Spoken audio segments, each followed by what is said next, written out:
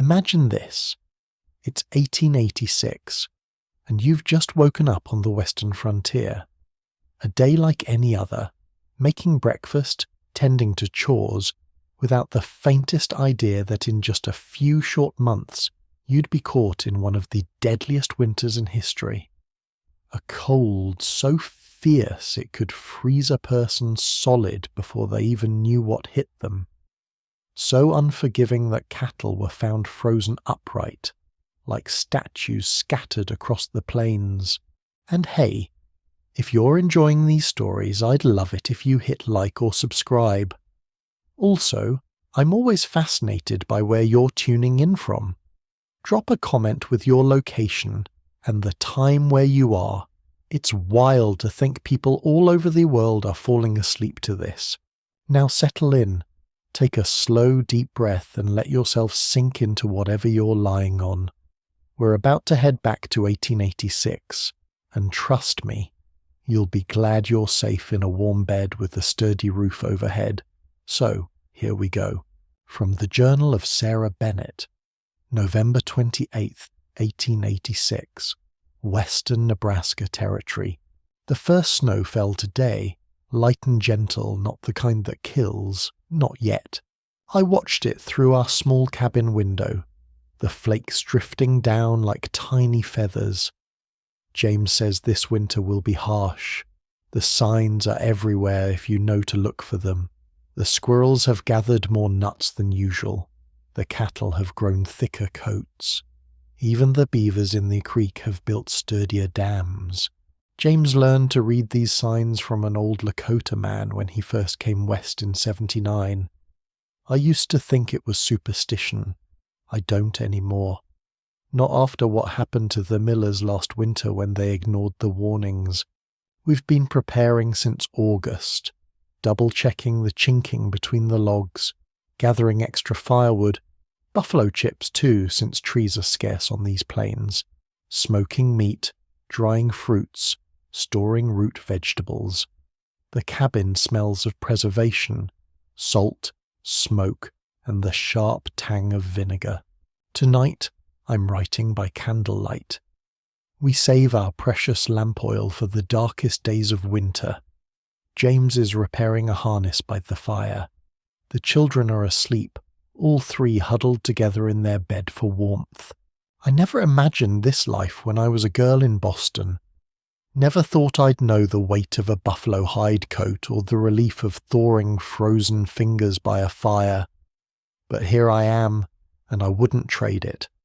Not even with winter coming. December 5th, 1886. The temperature dropped 20 degrees overnight. Our tiny cabin windows are completely frosted over, nature's delicate artistry etched in ice. Beautiful, if it weren't a reminder of how deadly the cold has become. This morning, when James opened the door to tend the animals, the blast of air was so cold it seemed to steal the breath from my lungs. Our cabin is small, just 14 by 16 feet. But in weather like this, I'm grateful for its modest size. Less space to heat, fewer corners where the cold can gather. The walls are chinked logs, the gaps stuffed with a mixture of mud, moss and dried grass. Some of our neighbours live in sod houses, homes built from blocks of prairie earth, cut and stacked like bricks. They say the thick walls keep in warmth better than wood, though dirt constantly sifts down from the ceiling, and there's always the risk of unwelcome guests, snakes and insects making homes in your walls. Our iron stove is the heart of the cabin. We positioned our few pieces of furniture around it, the table where we eat, the bench where the children do their lessons, my rocking chair where I sew in the evenings. The beds are pushed against the far walls, though on the coldest nights we might drag the children's pallets closer to the stove. Today I'm baking bread, a luxury that serves double purpose. The kneading warms my hands and the oven heats the cabin. The children hover near, knowing they'll get the first slices spread with the last of our preserved blackberry jam. James came in from morning chores with his beard frozen solid, crystals of ice clinging to the wool scarf wrapped around his face. His fingers were stiff with cold despite thick mittens. I had him plunge his hands into a basin of cool water, never hot, which would be too painful and could damage the skin. As feeling returned, he winced but didn't complain. The screaming memes, the old-timers call it, that painful prickling as frozen flesh warms. While he thawed by the fire, James told me a rider had passed bringing news from town. The railroad is delayed again. Supply trains aren't getting through the heavy snow in the mountain passes. The general store is already running low on essentials. Those who haven't stocked up may be in trouble before spring. I silently counted our stores. Flour, sugar, coffee, salt, dried beans, preserved meat, root vegetables in the storage pit beneath the floor, rendered fat for cooking and candles. We planned for 6 months of isolation. Will it be enough? The winter has barely begun, and already it feels relentless. December 12th, 1886. The children are restless today. 3 days of bitter cold have kept them confined to the cabin. Emma, at 7, helps with small chores, carding wool, sweeping the floor, watching her younger siblings while I cook. But Robert, 6, and Mary, 4, have energy that needs releasing. James carved them new toys last night. Little animals from scraps of wood. They spent the morning creating an elaborate game, something about the animals surviving winter. I notice how their play reflects our reality. The isolation affects each of us differently. James grows quieter, more introspective. He whittles by the fire, staring into the flames for long periods. I find myself counting things obsessively. Jars of preserves, pieces of firewood, days until the solstice. The children alternate between manic energy and unusual stillness. This afternoon, I taught Emma to darn socks. Her small fingers are surprisingly nimble, weaving the wool thread back and forth across the hole in her father's sock. Like a tiny loom, she said, pleased with the comparison. These domestic skills aren't just household tasks anymore. They're survival techniques. A hole in a sock can mean a frozen foot, which can mean death out here. Tonight, after the children were asleep, James and I sat by the fire and talked about the spring planting. Such conversations are acts of faith in winter, belief that there will be a spring, that we'll survive to see it. We're planning a bigger garden, more root vegetables that store well, more herbs for medicine. James mentioned the Greens, a family 20 miles east who arrived from Pennsylvania late last summer. He's worried they weren't prepared. Their cabin was hastily built, their supplies minimal. He's thinking of riding out to check on them when the weather breaks. That's the way of things here. You look after your own, but you also look after your neighbours. Not from charity, but from the knowledge that someday the positions might be reversed. No one survives alone on the frontier. December 21st, 1886, winter solstice. The shortest day of the year, though all days seem short now. The sun barely climbs above the horizon before beginning its descent. We're careful with our tasks, scheduling everything during those precious hours of light. This morning was brutally cold. When James opened the door to tend the animals, the air rushed in like something alive and hungry. It stole my breath, made my lungs ache. The thermometer read 18 below zero, and that was before calculating the wind. Emma asked why we can't just stay inside until spring. She's only 7, too young to understand that survival doesn't permit such luxuries. The animals need tending, water must be hauled, the fire must be fed constantly. Even inside, the cold finds ways to remind us of its presence. Frost forms on the nails in the walls, our breath clouds in front of our faces. We keep a pot of snow melting on the stove at all times, both for drinking water and to add some moisture to the dry winter air. I've taken to sleeping with tomorrow's clothes tucked into the foot of our bed. It's a small mercy to pull on fabric warmed by body heat, rather than the ice-cold cloth that awaits those who don't plan ahead. Tonight we celebrated the solstice in our own way. I made a special meal, salt pork with beans and the last of the dried apples baked into a small pie. We sang songs and told stories by firelight.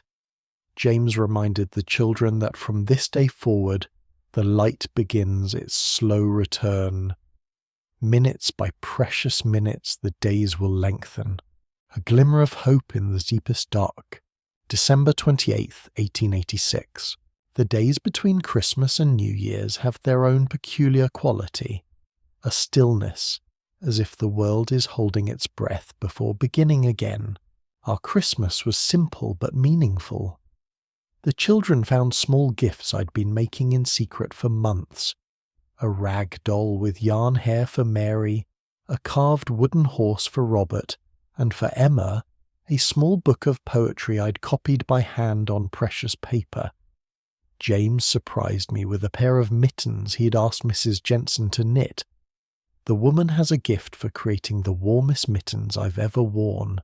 Lined with rabbit fur he'd trapped himself.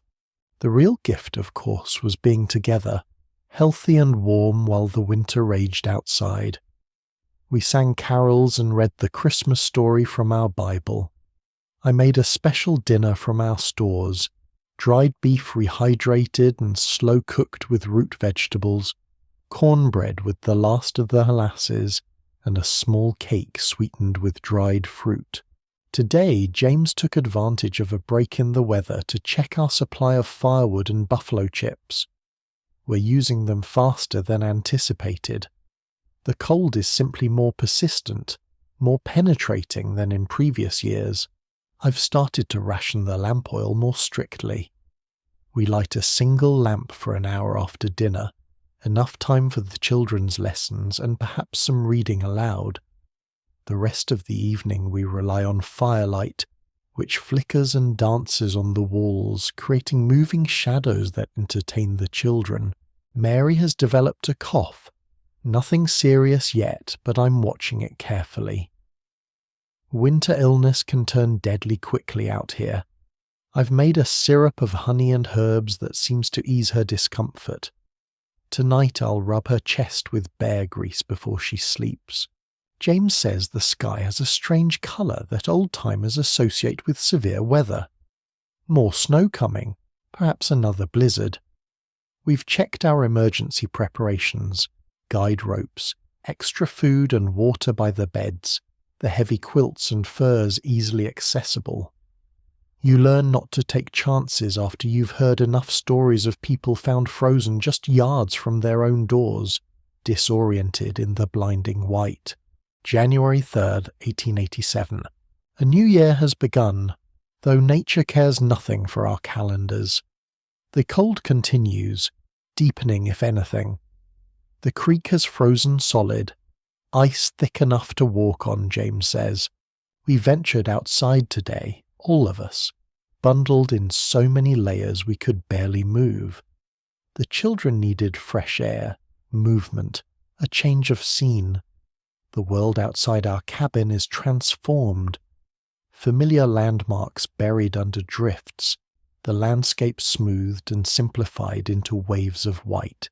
The sun on snow creates a brightness that hurts the eyes. We squinted against it, using the brim of our hats for shade. The children played for 20 minutes before the cold drove us back inside, their cheeks bright red, noses running, eyes watering, but spirits lifted. I've noticed how winter sharpens the senses. The creak of snow underfoot almost like a cry. The particular quality of winter light, so clear, so unforgiving. The smell of the cabin, smoke, unwashed bodies, the earthy scent of root vegetables, the lanolin in wool. Even tastes are heightened. A A spoonful of preserved peaches becomes an extraordinary luxury, the sweetness exploding on the tongue. James inspected the barn roof today. The weight of snow concerns him. The winter of '81 saw 3 barn collapses in the county. Since then, prudent farmers regularly clear heavy snow from their roofs. It's dangerous work, balancing on the icy surface, but necessary. Tonight we listened to the coyotes howling in the distance, their voices carried clearly in the cold air. Mary was frightened, but James explained they're more hungry than dangerous, driven to approach human settlements when game becomes scarce.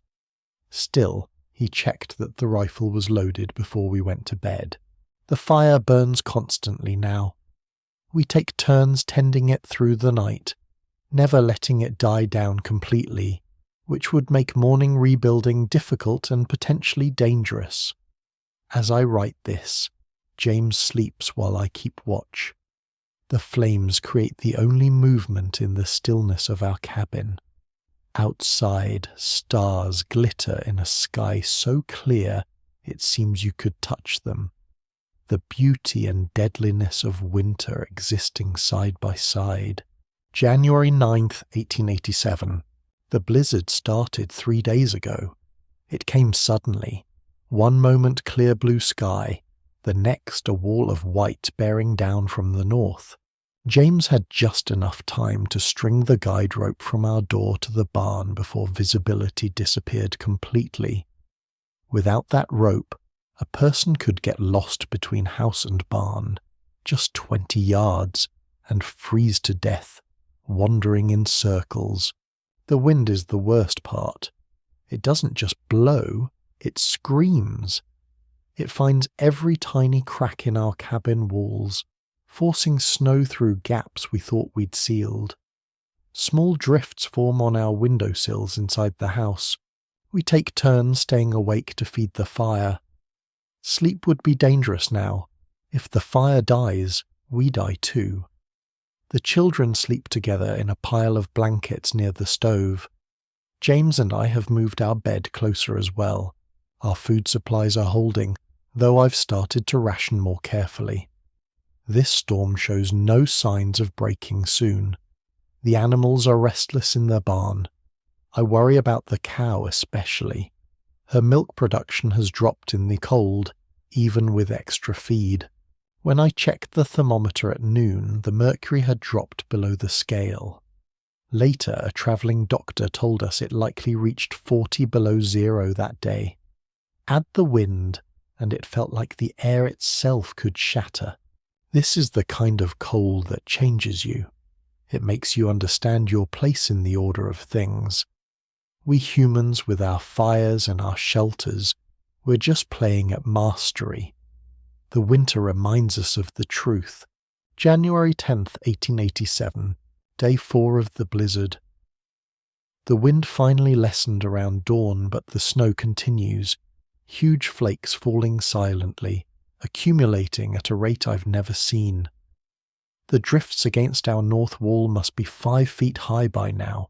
We're conserving food, eating 2 meals daily instead of 3. Breakfast is a thin porridge of cornmeal with a small piece of salt pork for flavour. Dinner is beans, maybe with a piece of dried venison if we're fortunate. The children don't complain. They understand, even Mary at 4, that we must be careful with what we have. The constant noise of the storm has given way to an eerie silence. The thick blanket of snow muffles all sound from outside. Inside, we speak quietly, as if raising our voices might somehow disturb the fragile peace. James is concerned about the weight of snow on our roof. These plains cabins weren't built for such accumulation. This afternoon he climbed through the small attic access with a broom, pressing upward against the roof boards to dislodge some of the load. A risky business, the snow sliding off could bury someone standing below, but necessary. I've been keeping the children occupied with stories and simple games.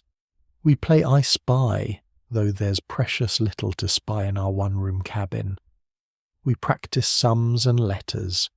Emma is teaching Mary to knit, using 2 smooth sticks and some yarn from an old unravelled sock. Robert helps his father, learning the men's work. Today they repaired a broken chair leg and fashioned new candles from the tallow I rendered last fall. The boy is serious about his duties, understanding already at 6 that on the frontier, everyone contributes to survival. Our water is running low. We've been melting snow, but it's time-consuming and uses precious fuel. Tomorrow, if the snowfall stops, James will try to reach the creek for ice that can be melted more efficiently. I find myself staring into the fire for long periods, mesmerized by the flames. Time feels strange during a blizzard, stretched and compressed simultaneously. Hours crawl while days fly past. The only constants are the fire that must be tended and the cold that must be fought. January 11th, 1887. 5 days now. The snow has finally stopped, though the world outside remains treacherous. James ventured to the barn at first light, following our guide rope. The animals were desperate for fresh water and more feed, having been left with only minimal provisions when the storm hit. He reported that inside the barn, frost coated every surface, the walls, the manger, even the animals' backs. Still, they survived, huddled together for warmth. The relief I felt hearing this news was overwhelming. Without our livestock, spring would bring not renewal but desperation. James spent hours clearing a path to the creek, then chopping through nearly 2 feet of ice to reach water. He filled our barrels using a pulley system he'd devised, safer than trying to haul them across the treacherous snow. His intelligence and foresight constantly amaze me. Those who survive out here are not necessarily the strongest, but the most adaptable, the most innovative. The snow is so deep that familiar landmarks have disappeared. Our world has been reduced to white plains and mounds with the occasional dark smudge of a tree or fence post. When the sun broke through briefly this afternoon, the glare was blinding. We've been using scraps of darkened cloth tied around our eyes when venturing outside, a trick James learned from the Lakota to prevent snow blindness. The storm has left us even more isolated than usual. No one will be travelling for days, perhaps weeks. I find myself wondering about our neighbours. Did the Jensens secure their livestock in time? Did the Greens' hastily built cabin withstand the wind? Did the Miller children recover from their coughs before the worst cold hit? This isolation is perhaps the hardest part of frontier winters, not knowing if others are safe, not being able to help if they're not. We live with this uncertainty for months at a time. Tonight, I'm boiling beans that have been soaking since morning. The familiar smell fills the cabin, bringing comfort through its ordinariness. James is reading aloud from one of our precious books, The Pilgrim's Progress, which seems fitting given our own trials. The children listen, wide-eyed, as Christian faces his many challenges. Outside, the temperature continues to drop as night falls. The walls of our cabin creak and pop with the cold. We've hung quilts over the windows, both for additional insulation and to block drafts. The world beyond our door might as well be the moon tonight, so alien and hostile has it become. January 12th, 87. The storm broke yesterday. When James opened the door this morning, we could barely get out. Snow had drifted against the cabin nearly to the roof on the north side. The world is transformed. Our familiar yard, the path to the creek, the distant hills, all gone, replaced by an ocean of white. The sun on the snow is blinding. We've been using strips of darkened cloth tied around our eyes when working outside to prevent snow blindness. James spent most of the day digging out paths to the barn and the outhouse. I helped when I could, leaving Emma to watch the little ones. The physical labour was almost welcome after days of confinement. We lost 2 chickens to the cold. The others survived by huddling together in the coop.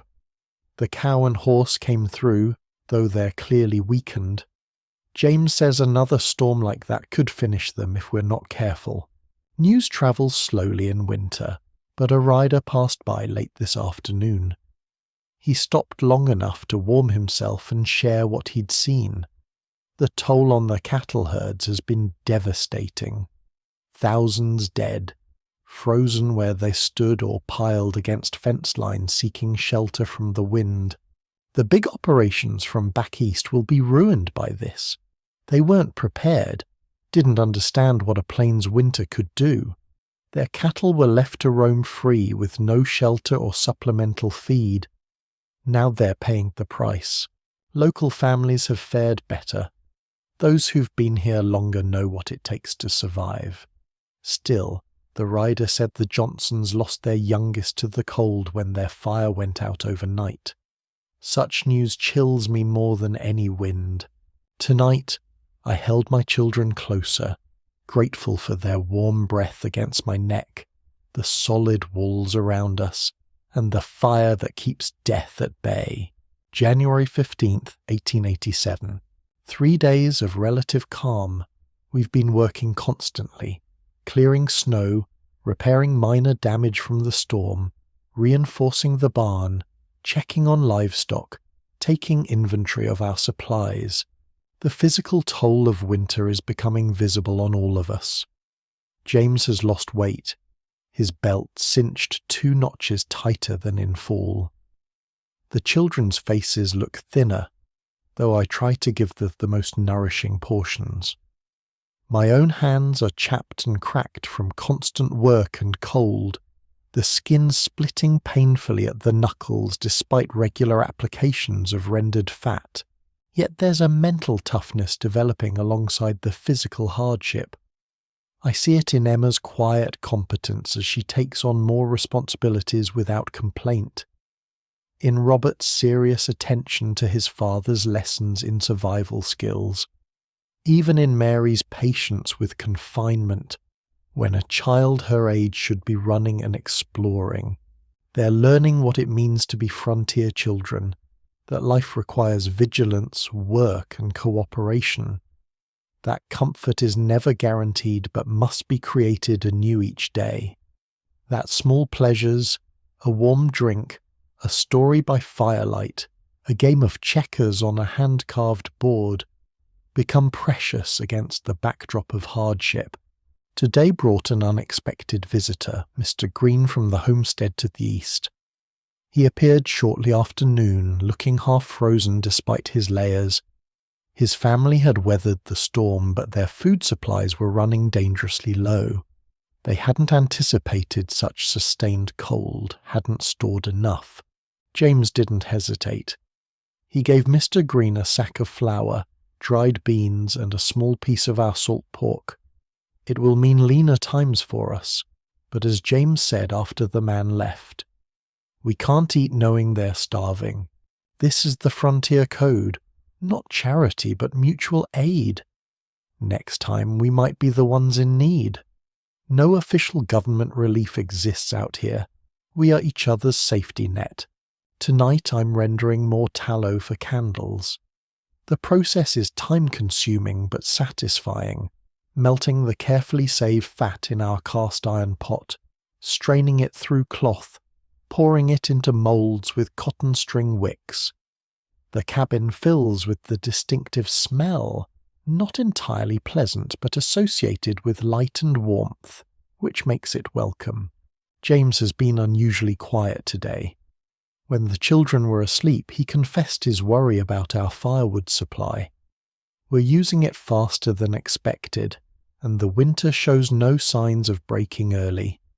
Tomorrow he'll try to find deadwood under the snow near the creek, risky in such cold but necessary.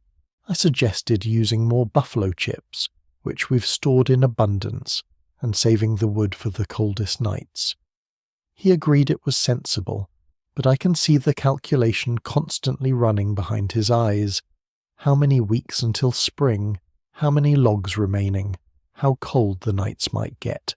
Such mathematics keeps us alive, but at the cost of peace of mind. January 19th, 1887. A brief warming today, if one can call 0 degrees warm. Still, the lack of wind made it feel almost mild after what we've endured. The eaves dripped for the first time in weeks, the sun strong enough to melt the ice despite the air temperature. We took advantage of the break to do laundry, a dreaded winter task. Heating water in every available pot, scrubbing clothes on the washboard, hanging them to freeze dry on lines strung across the cabin, the air filled with steam and the smell of lye soap. By evening our hands were raw despite multiple applications of grease, but the result, clean clothes, clean bedding, brought a satisfaction that's hard to explain to anyone who hasn't lived in winter's enforced squalor. Cleanliness becomes a luxury, a victory against the elements. The children helped as they could, even Mary sorting socks into pairs. Afterwards we treated them to a special dinner, cornbread with the last of our molasses, which I'd been saving for just such a day when spirits needed lifting. James ventured further from the cabin than he has since the blizzard, checking fence lines and looking for signs of predators. Winter drives wolves and coyotes closer to human settlements as their usual prey becomes scarce. He found tracks circling the barn but no attempts to enter yet. Still, he'll sleep with the rifle closer tonight. He also reported something that troubles me. The green cabin was dark, no smoke from the chimney. It's possible they were simply conserving fuel during the day, but James will ride over tomorrow if the good weather holds. The visit from Mr. Green was 5 days ago. Much can happen in 5 winter days. I've been thinking about how this season changes our perception. Time stretches and contracts. Distances become fluid. 100 yards in a blizzard might as well be 100 miles, while clear weather suddenly brings far horizons back into reach.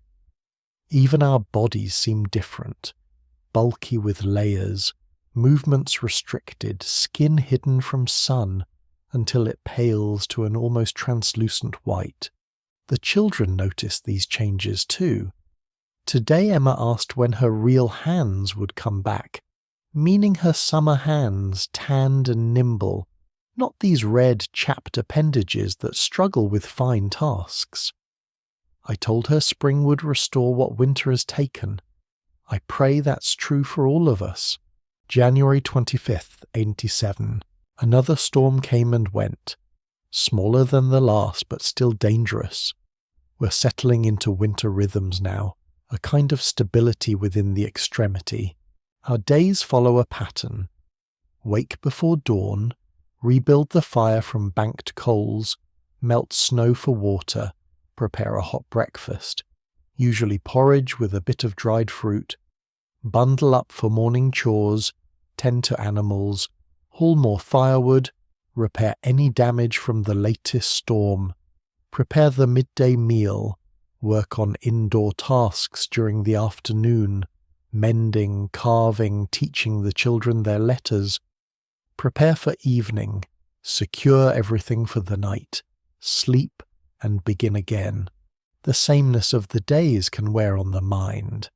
James calls it cabin fever, when someone gets snappish or falls into low spirits. He's careful to create variety where he can, suggesting different indoor projects, telling new stories, even rearranging our few pieces of furniture to make the space feel fresh. Emma has been teaching little Robert his letters using a slate board. Mary, just 4, mostly watches, but she's picking up more than we realized. Today she recited her numbers all the way to 20 without prompting. We're all wearing layers upon layers. Start with the long underwear, wool, never cotton. Cotton kills in winter. Once wet from sweat or snow, it draws heat from your body instead of insulating. Over the long johns goes a flannel shirt, then a wool vest, then a heavy jacket. Wool trousers with leather chaps for James. Multiple skirts for me and the girls. Wool socks, several pairs. Then boots treated with bear grease to repel water. Mittens work better than gloves. Keep your fingers together for shared warmth.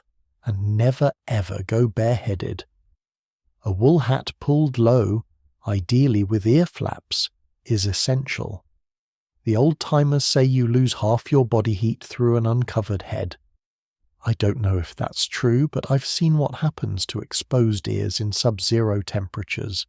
The cold is an education. It teaches with scars. January 28, 1887.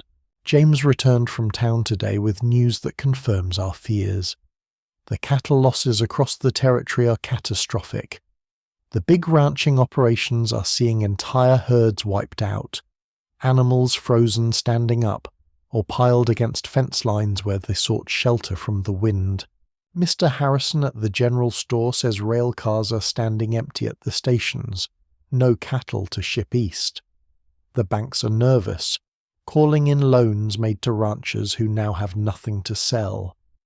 Several of the largest operations have already declared bankruptcy, their owners returning east with nothing to show for years of investment. Yet the smaller homesteaders, those with modest herds who built proper shelters and stored hay, are faring better. Their losses are significant but not total. There's a lesson there about hubris, about respecting this land instead of trying to impose Eastern ways upon it. James also brought letters, a rare winter treat. One from my sister in Boston, describing Christmas parties and new fashions as if from another world. One from James's brother in Kansas, reporting similar weather hardships but good health. And most precious, a package containing new pencils for the children, coffee beans, and a small sack of sugar. Luxuries that brought tears to my eyes. The trip to town was risky. The temperature remains below zero and the road was barely visible beneath the snow. But James felt it necessary to check on the Greens after finding their cabin empty last week. The news isn't good. They've abandoned their homestead, retreating to town to live with relatives until spring. Mr. Green has taken work at the livery stable to pay their keep. James says many of the newer settlers have done the same, crowding into the homes of established townspeople or relatives. The boarding house is full to bursting. The church has opened its basement for those with nowhere else to go. I can't help wondering if we would have survived had we arrived just before winter, as the Greens did. Without our carefully stored food, our knowledge of how to bank a fire overnight, our layered winter clothing, would we too have been forced to abandon our home?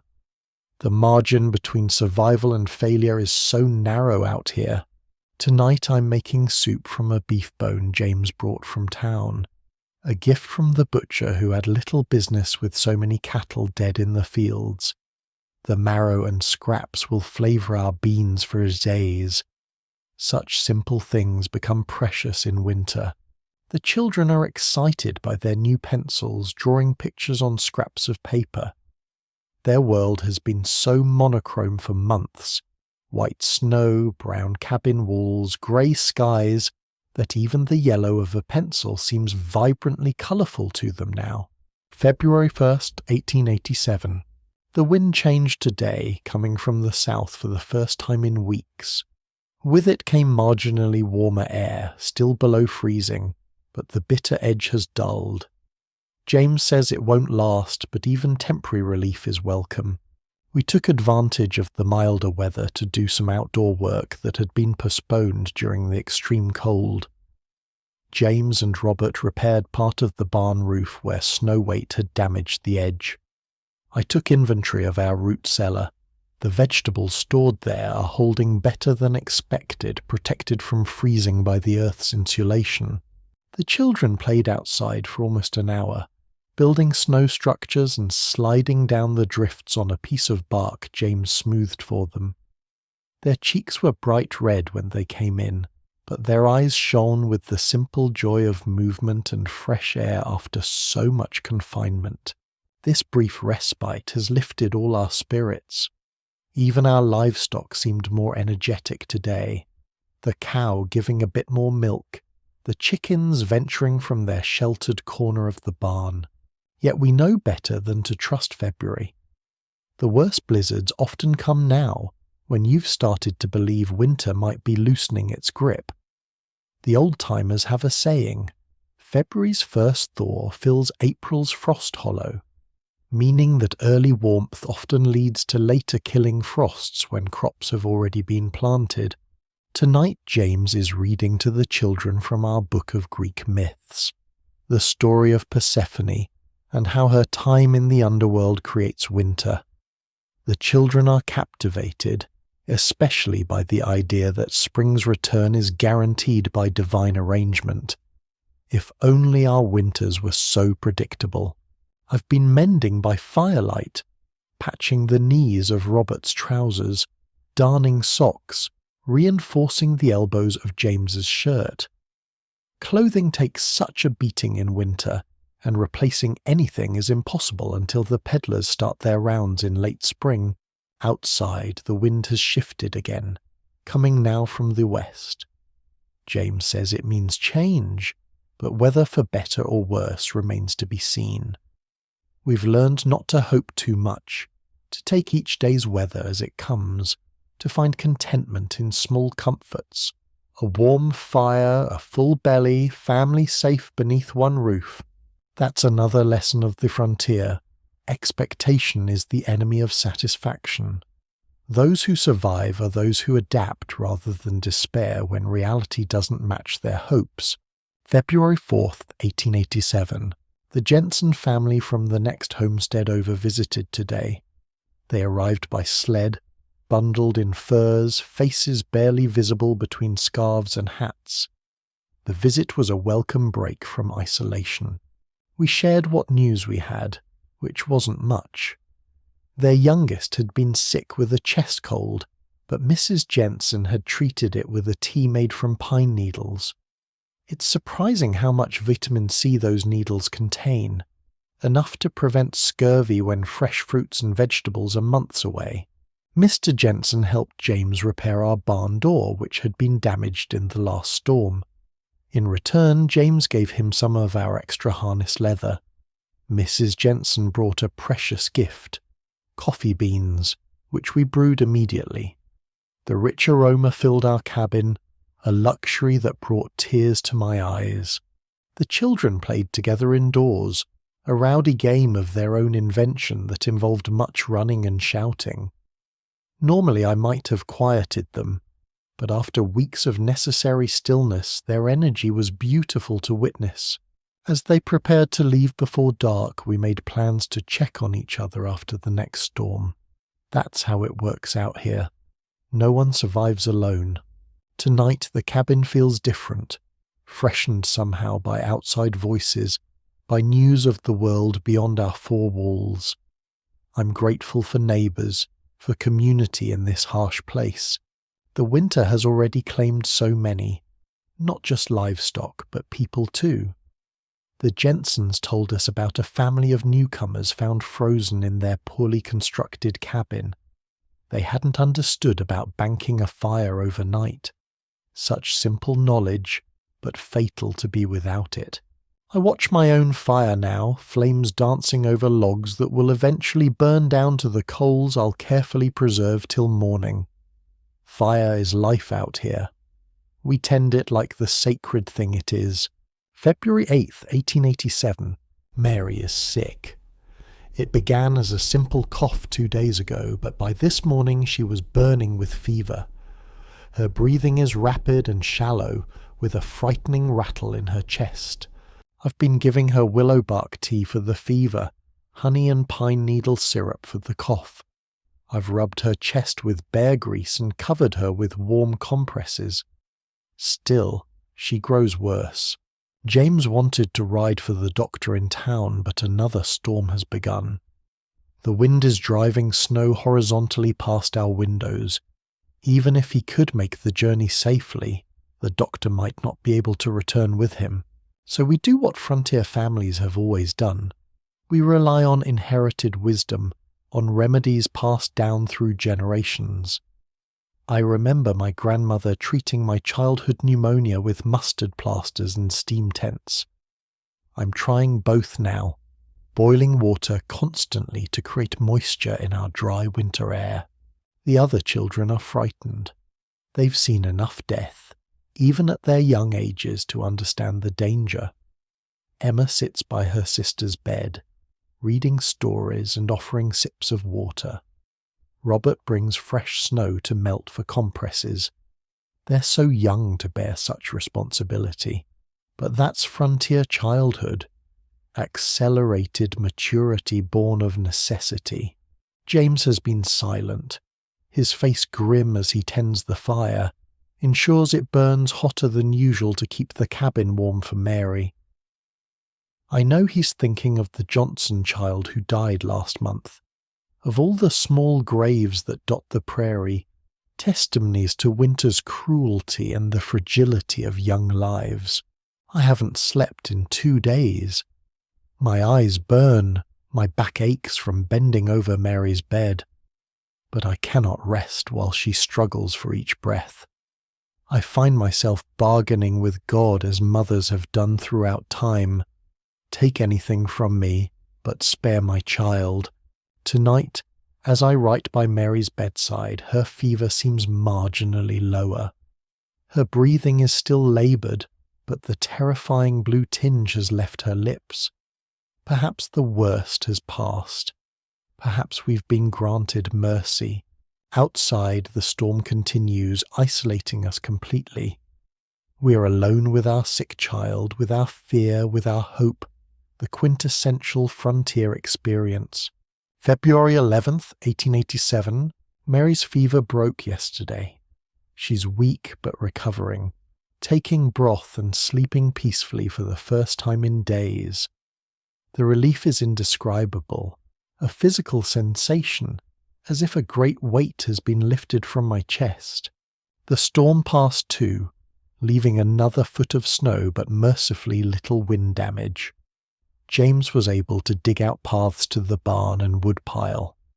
The routine of chores resumed, though we're all exhausted from the days of Mary's illness. Today I finally slept for a few hours while Emma watched her sister. I dreamed of spring, vivid, detailed dreams of green grass and wildflowers, of warm breezes and children playing outdoors without layers of wool between them and the world. I woke disoriented, momentarily confused by the white landscape outside our windows, the bare trees, the snow piled against the walls. Such dreams are common in late winter, James says. The mind craves what the body lacks: warmth, light, colour, freedom of movement. They're not signs of madness, but of normal human longing. We received an unexpected visit from Mr. Nelson, whose homestead lies several miles west. He came to inform us that wolves had taken 2 of his sheep last night. The harsh winter has made predators desperate, bringing them closer to human settlements than usual. James immediately checked our livestock, finding them secure but nervous. He'll sleep in the barn tonight, rifle at hand. We can't afford to lose even one animal. The cow's milk is essential for the children, especially Mary as she recovers, and the chicken's occasional eggs are precious protein. Mr. Nelson stayed for coffee and shared what news he had. The railroad is operating again after weeks of being snowbound. Mail might finally get through. Supply trains too, bringing necessities to the general store. Small matters in the face of life and death, perhaps. But the restoration of these connections to the wider world feels significant. He also mentioned that the territorial government might provide some relief for ranchers devastated by cattle losses. Too late for many, who've already abandoned their claims or sold what remained of their herds at ruinous prices. but perhaps it will help others hold on until spring brings new calves and fresh pasture. Tonight we ate a simple dinner of beans and cornbread, but it tasted like a feast because Mary sat with us at the table, pale but upright, even managing a few small bites. The children told jokes and stories, their laughter filling the cabin. These moments of ordinary happiness become extraordinary against the backdrop of recent fear. Another frontier lesson. Appreciation deepens in direct proportion to prior deprivation. February 20th, 1887. I saw a drop of water today, an actual drop falling from an icicle outside our window around midday. The sun is gaining strength. The days are noticeably longer. These are the first whispers of spring, though winter's grip remains firm. In some ways, these transition weeks are the most dangerous. It's easy to grow careless, to be lulled by a mild day into forgetting that deadly cold can return in hours. Our food stores are holding, though choices are more limited now. We eat a lot of beans, dried meat, and whatever root vegetables remain sound in our storage boxes. This morning I found a potato that had started to sprout, a tiny pale shoot reaching for light. I set it aside for planting once the ground thaws. The physical hardships of winter are obvious, but I've been thinking about the mental challenges, the confinement, the monotony, the constant awareness of death waiting just beyond our walls. Some crack under this pressure. There are stories of lone trappers or homesteaders found in spring, having done desperate things in winter's isolation. Others emerge stronger, with a deeper understanding of themselves and their place in the world. I've noticed changes in all of us. James is quieter, more contemplative. Emma has developed an unexpected patience, sitting for hours working on a piece of embroidery, or helping her siblings with lessons. Robert has become more self-sufficient at just 6 years old, and I've found a resilience I never knew I possessed. Winter reveals your true nature, I think, strips away pretense, shows what you're made of. February 23rd, 1887. The days are growing noticeably longer now. The sun remains above the horizon until nearly 6 o'clock, giving James more daylight for outdoor work. He's been taking advantage of milder temperatures to repair winter damage to our outbuildings and fences. This afternoon, I spotted a red-winged blackbird at our door, the first I've seen this year. They usually arrive before other migrants, harbingers of spring. Its bright shoulder patches were startling against the snow, a splash of colour in our monochrome world. I've been preparing for the transition season, the weeks of mud and fluctuating temperatures before true spring establishes itself. I'm checking our supply of medicinal herbs for the inevitable spring colds, inspecting shoes and boots that will need repair before the muddy season, taking inventory of seeds saved from last year's garden. The children sense the coming change. They're more restless, standing at windows watching for signs of wildlife returning, asking daily when they can play outside without heavy coats. Mary, fully recovered now, is especially eager for freedom from confinement. James brought news from his trip to check fence lines. He saw evidence of a mountain lion in the area, tracks too large for a bobcat, a half-eaten deer carcass cached under brush. Winter has made predators bold and hungry. We'll need to be vigilant until they disperse to higher elevations with the spring thaw. Tonight, we heard wolves howling from the ridge to the north, their voices carried clearly in the cold air, not threatening exactly, but a reminder that we share this land with creatures equally intent on survival. The children were fascinated rather than frightened, asking James endless questions about wolf packs and hunting habits. I've noticed how frontier children develop a different relationship with nature than I had growing up in Boston.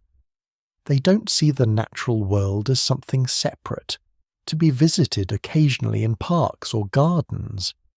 They're immersed in it daily, aware of its dangers but also its gifts. They can read weather from cloud patterns, know which plants heal and which harm, understand animal behavior in ways city children never learn.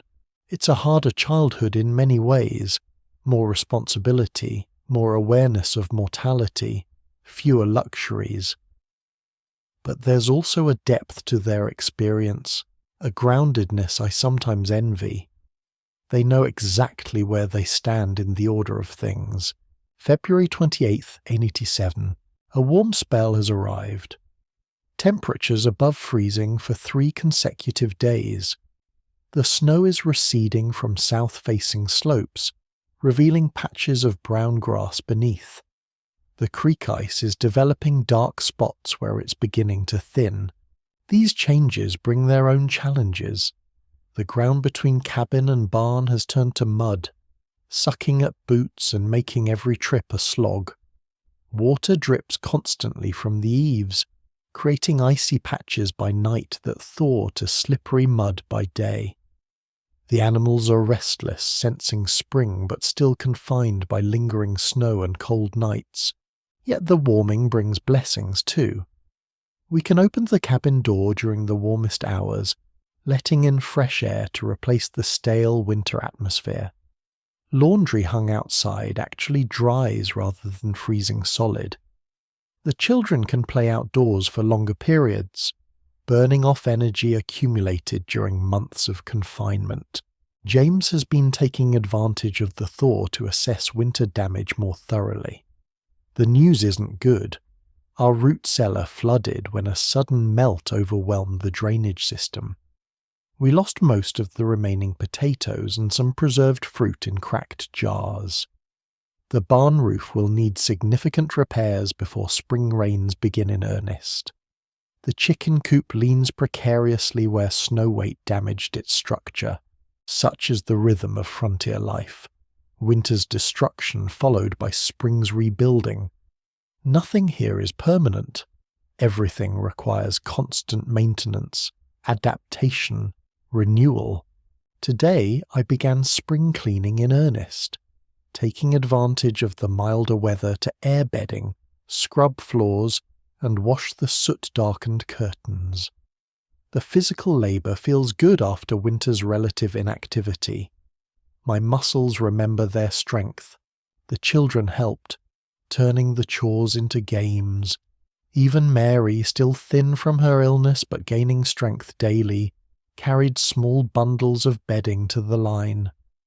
Their faces look different in the stronger spring light, paler than they'll be by summer, but with a healthy glow returning after winter's pallor. Tonight, we left a window cracked open for the first time in months. The fresh air feels like a luxury, a gift. James says another cold snap will come. It always does in March, but for now, we're enjoying this preview of spring. I've been thinking about renewal, about nature's ability to recover from the harshest conditions. The grass that looked dead beneath snow already shows hints of green at its base. Trees that seemed like skeletons against winter skies are developing the subtle swelling of buds. Animals emerge from hibernation thin but alive. Perhaps we humans undergo similar renewal after winter's trials. We emerge changed, leaner perhaps, more aware of our vulnerability, but also more appreciative of simple pleasures, more confident in our resilience. March 3, 1887. The thaw has begun in earnest now. Not the permanent spring thaw, we'll likely see more snow before April, but a significant warming trend. The snow is receding, revealing the brown, matted grass beneath. The path to the creek is clear again. This morning I heard birds singing, chickadees and nuthatches that stayed through winter, joined by the first returning migrants. James rode out today to survey the wider area. The news isn't good. The cattle losses are even worse than we feared. carcasses everywhere, bloating in the warming sun. The stench will be unbearable once true spring arrives. Some of the big ranching operations have already folded, their owners returning east, bankrupt and bitter. Others are adapting, building shelters for smaller herds, planning to grow hay for winter feed, shifting from the open range model to something more sustainable in this harsh climate. It's the end of an era, James says. The romantic days of vast unfenced herds roaming free across the plains are over. This winter has taught hard lessons about what works here and what doesn't. Our own livestock survived, thank God. The cow is already producing more milk as we're able to give her better feed and more water. The chickens are laying again. Small blessings that feel enormous after months of mere survival. The children begged to play outside today. I bundled them up, still in layers, as the wind remains cold, and watched them race around the yard, their faces turned up to the strengthening sun. Their joy was contagious. I found myself laughing as Mary tried to catch melting droplets from the roof on her tongue. Tonight we left the heavy fur hides off our bed for the first time in months. Another small sign of changing seasons. I've been thinking about cycles, how the earth moves through these phases of dormancy and renewal, darkness and light, death and life. How humans have always aligned themselves with these rhythms, fighting them when necessary but ultimately acknowledging their power. Modern conveniences distance us from these cycles sometimes. Even our little cabin with its iron stove creates an artificial environment that protects us from the full force of nature's extremes. But we remain connected to the turning year in ways our city relatives might not understand. Tonight, we sleep lighter. The desperate vigilance of deepest winter has eased. Spring isn't here yet, but its promise sustains us. March 7th, 1887. James and Mr. Jensen spent the day building a proper drainage system around our root cellar to prevent another flood when the remaining snow melts. They dug channels in the still partially frozen ground, positioned rocks to direct water flow, and reinforced the cellar entrance with extra logs. Such cooperation is essential to frontier survival. Each family has different skills, different resources. By sharing both, the community as a whole becomes more resilient. James is particularly good with water management from his years working irrigation systems in Kansas. Mr. Jensen, a former shipbuilder, has exceptional carpentry skills. Together, they accomplish what neither could manage alone. The day was warm enough that the men worked without coats by midday. An extraordinary sight after months of multiple layers. Their breath no longer clouded in the air. Mud coated their boots and trousers, but neither seemed to mind this inconvenience of the thaw. While they worked, Mrs. Jensen and I began planning our gardens.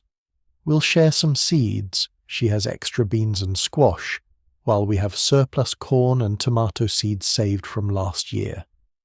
We discussed which varieties performed best in last summer's drought and which might be more suitable if the dry conditions continue. This kind of knowledge exchange is as valuable as physical labour.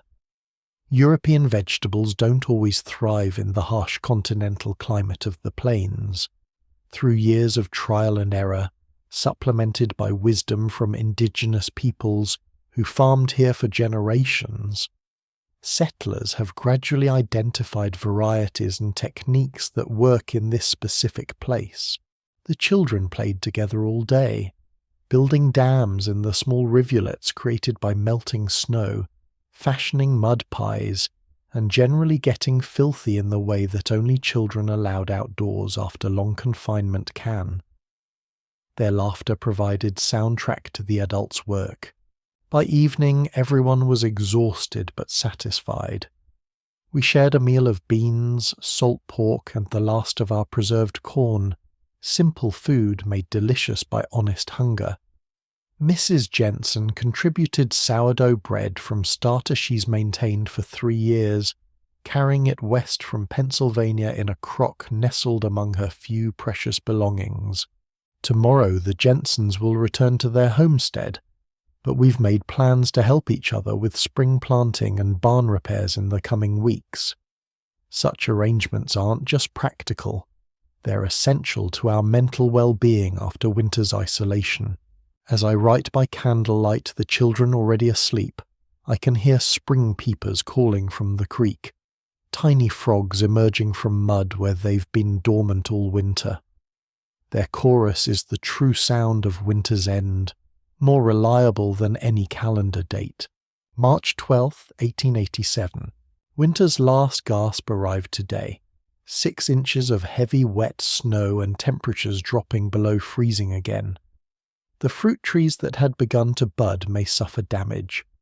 The early crocuses that had just emerged are now buried again, yet this storm feels different from the January blizzards. There's no real fear in it. We know it's temporary, that the strengthening sun will prevail. The winter wood supply is holding, the animals are secure, and our spirits remain lifted by the certainty of coming spring. James took advantage of the snowfall to take the children sledding on the hill behind their barn. He fashioned a large sled from a barrel stave, polished smooth. Their shrieks of delight carried all the way to the cabin where I was making bread. I paused my kneading to watch through the window as they flew down the slope, tumbling in soft snow at the bottom, then trudging back up for another run. Such moments of pure joy seem more precious after the hardships of deep winter. Even James, usually so focused on work and survival, allowed himself to play today. I saw him race Robert down the hill, both of them laughing as they crashed at the bottom. The mail carrier came through despite the snow, the first regular delivery since December. He brought letters, newspapers, weeks old but still treasured, and a package from my sister containing fabric for new spring clothes, candy for the children, and seeds for exotic flowers she insists will grow here. Her optimism makes me smile. The newspapers confirm what we already knew from local observation. This winter has been historically harsh across the entire Great Plains. Cattle losses are estimated in the hundreds of thousands. Many ranchers are bankrupt. Land prices are falling as failed operations are abandoned. Yet there are also stories of adaptation and recovery. Some ranchers are switching to hardier cattle breeds better suited to northern plains winters. Others are implementing the methods small homesteaders have used successfully, building shelters, growing and storing hay, maintaining smaller herds on fenced pastures rather than open range. This pattern, crisis followed by adaptation, seems fundamental to frontier history. Indigenous peoples developed sophisticated survival strategies over thousands of years in this challenging environment. European settlers initially tried to impose familiar practices from their homelands, often with disastrous results. Those who survived learned to combine old knowledge with new observations, creating hybrid approaches suited to local conditions. Tonight, as the fresh snow glows blue in the moonlight outside our window, I'm aware of being part of this ongoing process of learning and adaptation. Our children will understand this landscape better than we do. Their children better still. If humans persist here, it will be because they've learned to work with rather than against the realities of this place. March 18th, 1887. It snowed again last night. 6 inches of heavy, wet spring snow, different from the powdery stuff of January that could be brushed away like dust. This clings and soaks and weighs everything down. James says it's good moisture for the coming growing season. The land needs this water after last summer's drought. I try to see it through his eyes, not as a setback but as preparation for renewal. We've begun spring cleaning. opening windows on milder days to air out the staleness of winter. The cabin smells of vinegar and soap. I've taken everything out of our single cupboard, scrubbed the shelves, and rearranged our dwindling supplies. The winter's toll is visible in our belongings. Worn spots on blankets, a chair leg that needed reinforcing, clothes patched so many times they're more repair than original fabric. But we've survived with what we have, adapted it to our needs. This resourcefulness isn't unique to us. It's the frontier way. Indigenous peoples have demonstrated it for centuries, using every part of the animals they hunted, finding food and medicine in plants settlers might overlook, creating shelter from whatever materials the land provided. European immigrants brought their own traditions of thrift and ingenuity. Scandinavians with their double-walled houses, Germans with their efficient stoves, each group contributing knowledge that improved collective chances of survival. Those who thrived here weren't necessarily the strongest or wealthiest. They were the most adaptable, the most willing to learn new ways, the most connected to community. As I watch my children playing off the floor, building a tiny village from scraps of wood James has whittled for them, I wonder what lessons they're absorbing from this life. Hardship, certainly, but also resilience, resourcefulness, the value of community, an understanding of natural cycles and human place within them.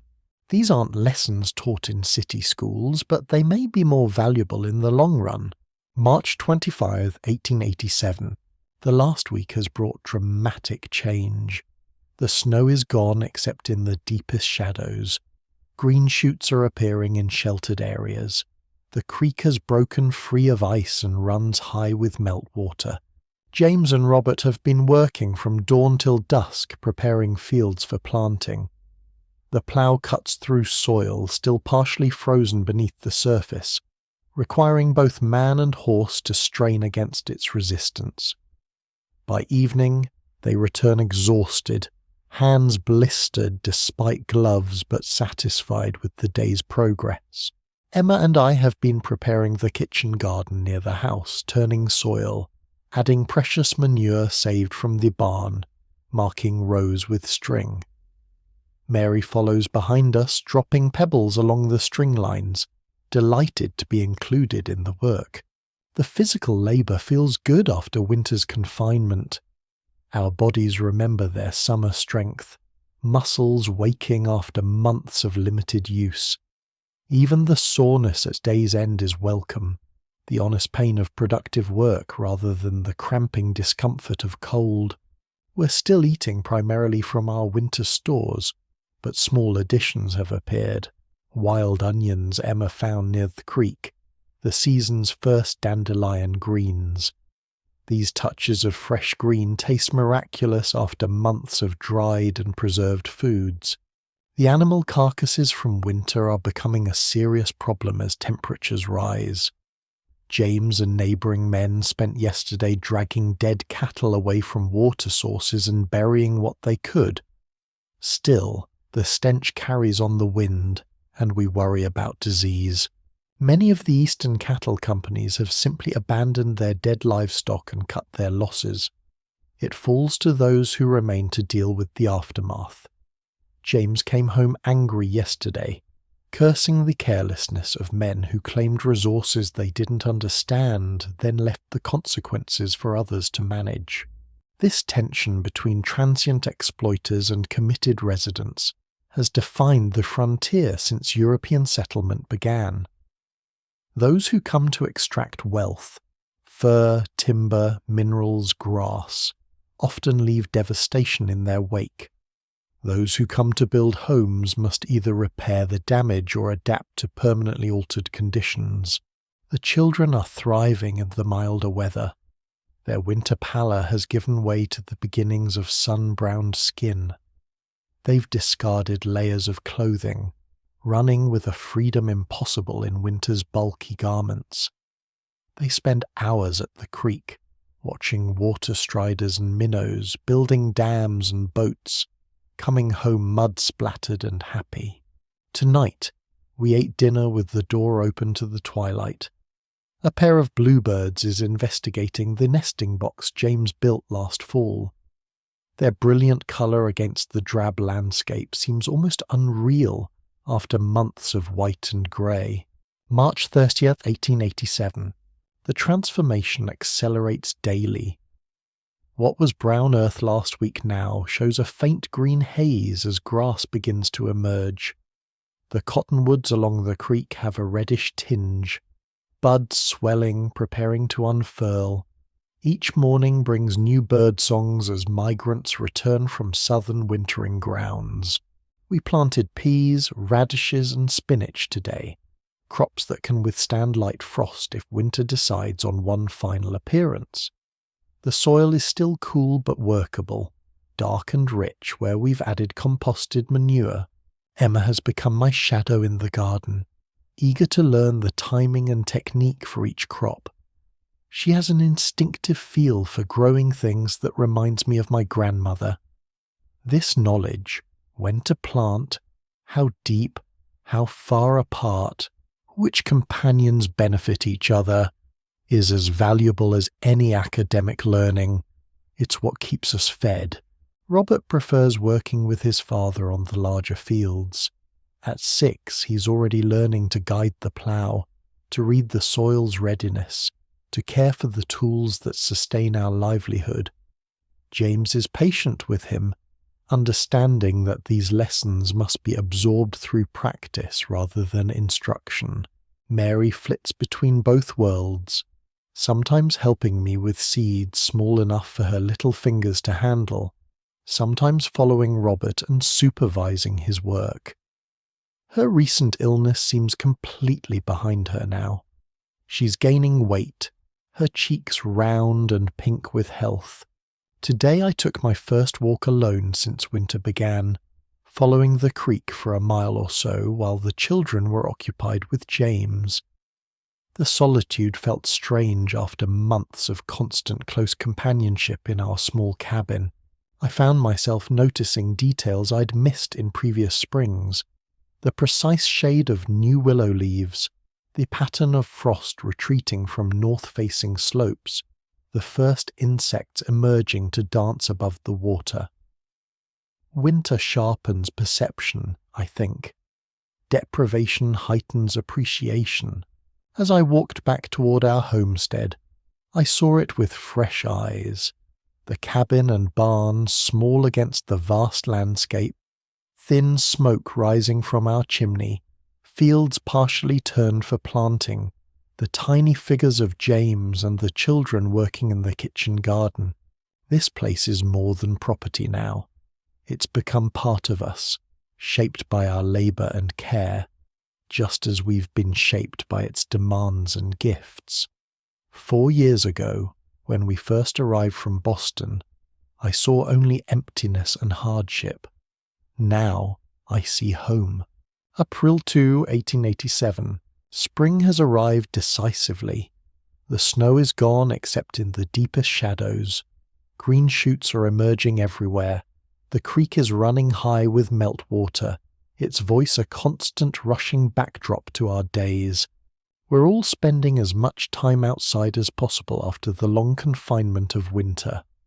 The children run wild, their faces and hands dirty from digging in the newly thawed earth. James has begun preparing fields for planting. I've started a small kitchen garden near the house. The winter's losses are fully visible now. Riding to town yesterday, we passed the skeletal remains of cattle everywhere. Some ranchers are burning the carcasses, others are simply abandoning their claims and moving on. The town itself has changed. Some businesses are boarded up, their owners bankrupt from the winter's losses. Others are adapting to the new reality. The general store now prominently displays fencing materials and hay seeds, rather than the open-range equipment that dominated last year. Mr. Peterson at the Mercantile said this winter will change the West forever. The days of free-ranging, minimally managed cattle are over. Those who stay will build different operations, smaller herds, fenced pastures, winter feed storage, proper shelters. I think he's right. Nature has delivered a harsh lesson about what works here and what doesn't. Those who refuse to learn will fail. We've invited neighbours for a spring gathering next Sunday. Everyone will bring what food they can. We'll share seeds saved from last year's gardens. The men will help each other with repairs too big for single families. The women will exchange patterns, recipes, medicine. Children will play together after months of separation. This rebuilding of community connections feels as essential as any physical reconstruction. Winter isolated us. Spring brings us back together. Tonight, we ate dinner with the cabin door open to the twilight. The air smelled of damp earth and new growth. A pair of robins is building a nest in the cottonwood by the creek. We could hear them chattering as we ate. We've put away most of our heavy winter clothes, the buffalo coat, the fur-lined mittens, the extra wool layers. They'll be carefully stored until needed again, which will come sooner than we like to think. That's another lesson of frontier life. Even in moments of ease, you prepare for hardship. Even in abundance, you remember scarcity, not out of fear, but out of wisdom. As I write by the open door, watching darkness settle over the land, I'm struck by the resilience all around me. The grass returning after months beneath snow, the trees budding after seeming dead, the animals emerging from winter dens, my own family, thin and tired but alive, already turning toward the future. Winter didn't defeat us. It taught us, shaped us, revealed our strengths and weaknesses. Now spring offers not just warmth and growth, but a chance to apply those lessons. The cycle continues. We adapt and endure. April 8, 1887. Our spring gathering was everything we needed after the long isolation of winter. 5 families gathered here yesterday. The Jensens, the Nelsons, the Andersons, the Wilsons, and us. Children who hadn't seen each other for months played as if no time had passed. The adults shared stories of winter trials and spring hopes. The men organised work parties, 2 days at each homestead over the coming weeks to tackle major repairs and field preparation. The women exchanged seeds, starts, and medicines saved through winter. Mrs. Wilson brought rhubarb divisions from her prolific patch. Mrs. Anderson had extra cabbage and cauliflower seedlings started in her cold frame. We shared a communal meal, each family contributing what they could. After months of careful rationing, this abundance felt miraculous. Mrs. Jensen's sourdough bread, the Wilsons' smoked venison, our early lettuce and green onions, the Andersons' preserved blackberries made into a cobbler. The gathering confirmed what we already knew from winter's lessons. Our survival depends on community as much as individual preparation. Those who tried to endure alone often failed. Those who built networks of mutual support generally survived. James says this pattern has played out repeatedly in frontier history. Indigenous communities developed sophisticated systems of reciprocity and resource sharing long before European contact. Early trappers and mountain men who adapted to or were adopted into these systems thrived. Those who remained isolated often perished. European settlers initially tried to replicate the individualistic farming models of the East, with mixed success. Over time, the successful ones developed their own forms of cooperation. Barn raisings, threshing circles, shared equipment, communal herding. As I watched our children playing with others yesterday, Emma teaching younger girls a clapping game, Robert and the Anderson boys constructing an elaborate dam in the creek, Mary being passed from lap to lap among the women. I realized how essential these connections are to their development as well as their survival. They're learning to be community members, to balance self-reliance with interdependence. They're absorbing the subtle social codes that govern frontier relationships, when to help, how to accept help with dignity, the currency of reciprocal obligation that functions without money changing hands. Tonight, our cabin feels quiet after yesterday's bustle, but it's a peaceful quiet rather than the sometimes oppressive silence of winter isolation.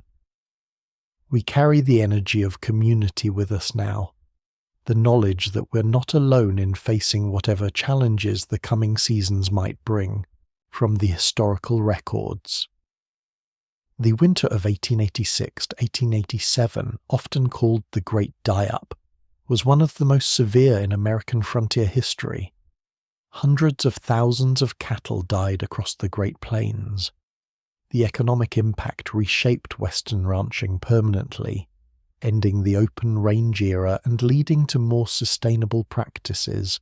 Theodore Roosevelt, who owned a ranch in Dakota Territory, lost over half his herd and described his losses as crippling. Many large cattle operations went bankrupt. The winter disproportionately affected recent settlers who lacked the experience and infrastructure to survive extreme conditions. Indigenous communities and established homesteaders with appropriate housing, food storage, and winter knowledge generally fared better. This catastrophic winter accelerated the transition from unfenced, free-ranging cattle operations to smaller, managed ranches with winter feed storage and shelters, a model that continues in Western ranching today. Sarah Bennett's journal is fictional, but the experiences, survival methods, and historical impacts she describes reflect the documented realities of frontier life during this pivotal winter in American history.